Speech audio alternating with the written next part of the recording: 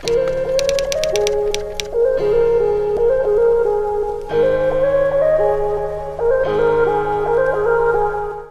so hello and welcome to a Ross Dillon video where today I'm talking about my new camera bag. This camera bag is a cheap one that I got off the internet. It's a Sinpaid something. This bag only cost me £45, which in terms of a camera bag is very cheap.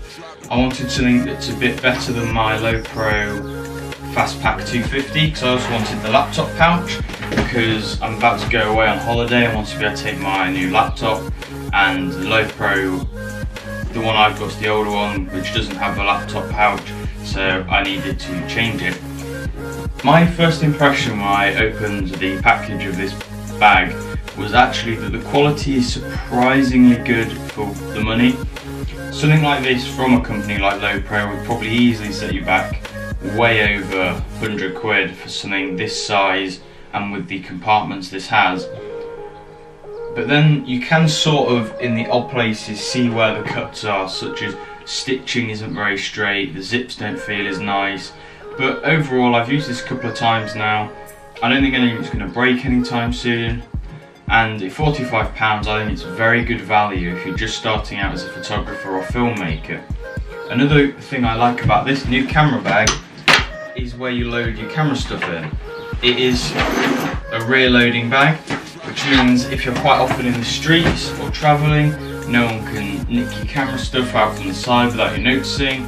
And also, although it's on your back, you can just swing the bag round and still easily access your camera from the top. Also, something I like about this over the Fastpack 250 is the whole camera bag. If you just look here, the whole of the camera bag is spaced out for camera gear, whereas on the my old Fastpack, only the bottom half was there for camera gear and the top half was just a compartment. So you can get a lot more gear in there, and the bag actually isn't as big as my Fastpack 250. It's quite a lot thinner, which means it sits on your back a bit nicer.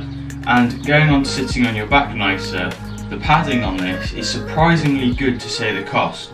I loaded this up with all my camera gear and everything I'm going to be taking on holiday that's going to go in this bag, and it got up to about 9 kilograms, and still it felt reasonably comfortable on my back after 10 minutes of just wearing it around the house, which I think is surprising to say the cost.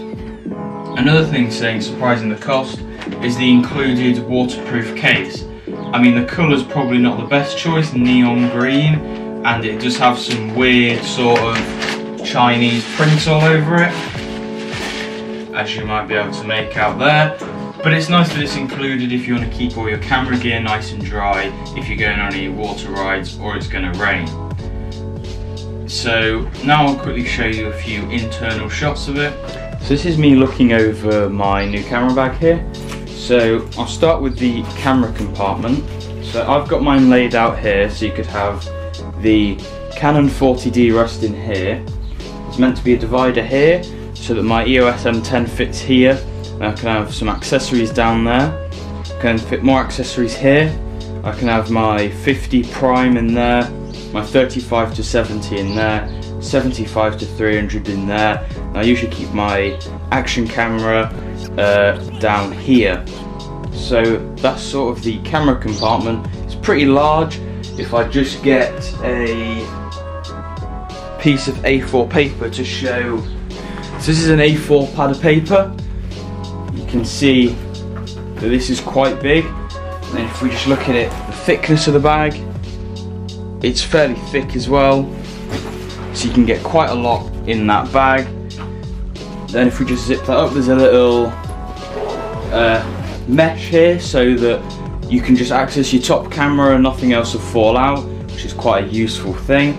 Here we have a sleeve for what I guess you'd fit your laptop in this side, and then that's the back of the bag.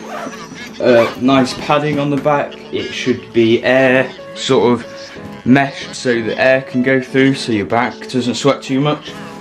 Got a water bottle holder on each side, or you could clip a tripod in, clip a Gorilla Pod, whatever. You can even clip a penny board on the side, I found. And if we go to the front, we've got a little sleeve on the front if you want to keep some documents in there or thin items. And if we just unclip these, which acts as a little safety feature to this compartment here, which then is sort of a space for an iPad. You could probably slot your laptop in here as well if that's what you wanted to do. And then there's like a little sleeve for some pens and paper and so on. So that's the camera bag overview. When I've packed this up, I've managed to fit my EOS M10, which I'm filming on now, my Canon 40D, both with lenses on each, plus another 2 or 3 lenses, and then a lot of accessories, as well as a laptop and an iPad, and a lot of chargers and extra stuff with that as well. So I hope this has helped you out. I think it's a great bag for £45, and I really recommend the purchase. Thanks for watching. Please like and comment any questions down below if you want any extra thoughts and feelings towards this bag, and subscribe for more content.